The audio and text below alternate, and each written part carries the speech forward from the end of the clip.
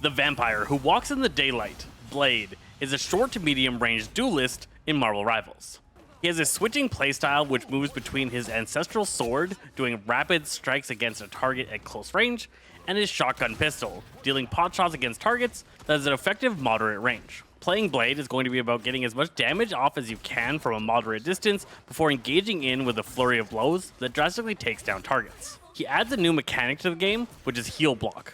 This reduces incoming healing by 1% for a short period of time, and this will allow Blade to be specialist at taking down priority targets. When a target starts to get low and is going to need priority healing to keep them alive, Blade can engage in and block that healing output, allowing his team to take that target down. You need to be constantly watching for these opportunities to strike out at a target and stop them from receiving their allies' help. And when things get really serious, you're going to pop yourself into vampire mode, gaining some insane attack speed and lifesteal. But be careful, because when in this mode, you have the same healing reduction on yourself that you give to enemies with your abilities. Blade's basic attack is his Ancestral Sword. This is a 4-combo move that does a side slash, double hit, follow up, and uppercut slash. It does a pretty low amount of damage per hit, and is really not your ideal damage output. You're really only going to be using this sword mode when you've engaged yourself into one of your ultimate abilities, which we'll talk about a little bit later. Your secondary weapon is your shotgun. This weapon has 2 different fall-off ranges. It does very low damage from 5 to 8 meters. Past 8 meters, it begins to increase damage dealt, maxing out at about 15 meter distance. And then it begins damage falling off again, getting to the point that it deals almost no damage past 30. This is a weapon that you're going to be wanting to use at moderate ranges at all times. If you're ever too close to a target, you're switching over to the sword mode. If you're too far away, you're really not doing anything, but you might gain a little bit of ultimate charge. How the attack works is it first shoots out a simple projectile, which goes 8 meters. At 8 meters, it splits into smaller projectiles, each one doing the same amount of damage as the single shot at closer range. These are a spread shotgun style attack, so the further back you get, the more they spread out, and the less likely every shot hits the target that you're looking to hit into. It means the damage of this is actually pretty decent at long ranges if you're just shooting into a whole bunched up enemy team. If all of the shots land, you're doing some good damage to all the enemies, it's just not focused in on the target that you want. And it's really only going to be hitting the exact same target with every shot at around the 15 meter mark. These shots can headshot. It gives a very devastating and quick double head tap onto a lot of targets. His left shift is a short range dash into knockback onto a target. And then it has a follow-up mechanic depending on which weapon you have equipped. If you have the sword equipped, it does a spinning cartwheel strike that puts a slow on target's hit. Where if you have the shotgun equipped, it applies a healing block, which reduces healing taken by the target by 40% for 2 seconds. 2 seconds doesn't seem like a lot of time, but it is the opportunity you're going to need to be able to take down priority targets that have gotten low and need that priority healing. It is going to feel a little bit weird because you do the quick dash into shot with the shotgun, then you're almost always going to want to switch over to your sword mode and then start slashing the target at close range, because now you've gotten up too close that your shotgun's not really being that effective. Though if the target is continuing to run away from you, you might shift into them, knock them back, and stay in shotgun mode, shooting off the shots and taking them down.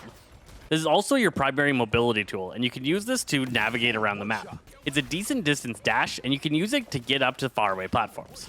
It's also a decent escape, and you can use it to quickly dash, hiding yourself behind objects. You have 2 charges of this, and you're going to want to keep one in your back pocket to either eliminate a priority target or to get yourself out of danger. If you get caught with both these off cooldown, you have no real mode of escape on this character, and you're going to be taken down rather easily.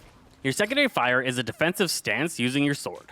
As long as you hold this, you hold the sword in front of you, reducing all damage taken drastically. You have a stamina bar though that will slowly deplete down while you're blocking. If the stamina bar runs out, your block mode will end. If you release the block at any time, it puts on a short 3-second cooldown. This does, for a short period of time, block crowd control effects immediately upon the initial block. Really well-timed Scarlet Shrouds is going to save you from sleeps, freezes, and other crowd control effects in the game, and make you a menace when dealing with targets that want to lock you down. Players that are really good at games like Souls-likes are going to be fantastic at this character, using this ability to block all sorts of ultimates and major powerful abilities from the enemies. And the faster your reaction time with it, the more effective you're going to be as Blade. Bloodline Awakening is your E ability. This forces you into your sword mode. It gives you a new unique indicator underneath your reticle, and it puts you into a lifesteal mode. While this is active, you take reduced incoming healing from external sources. but you have massive lifesteal on your attacks, and you're going to be able to top yourself off by doing damage to targets. As you attack while in this mode, that indicator in the center of your screen builds up charges. Every charge slightly increases your attack speed, building up to 10, which gives a massive attack speed increase. As well, in this mode, every fourth strike becomes a cartwheel slash, which does a shred of damage against the target. The longer you can maintain this mode, the more you're going to be shredding enemies in your area. It's a good AoE attack with lots of damage around you, and is going to make him a brawling champion. This is all about fast, powerful, and regular swings, and you're not going to be nuking targets down quickly. Blade is not an assassin-style character that annihilates targets before they can receive healing. Instead, he's all about sustained continuous damage and applying that heal block onto targets, stopping them from receiving healing. Those battles are more of marathons instead of sprints. Being good at this character is going to be understanding how to switch in and out of this mode to get the most out of the lifesteal versus reduced healing incoming. When you have allies that can back you up and heal you, you don't want to be reducing that incoming healing in critical moments. But your maximum damage comes out when you are in that form, and you got to make sure that you can sustain yourself while you're shredding targets. The bar depletes rather quickly when you're not attacking targets, so you do need to be continuously doing damage to get that maximum output when you're in this mode. Your ultimate ability is 1000-fold slash. Upon activating, you get some sick beats and begin charging up.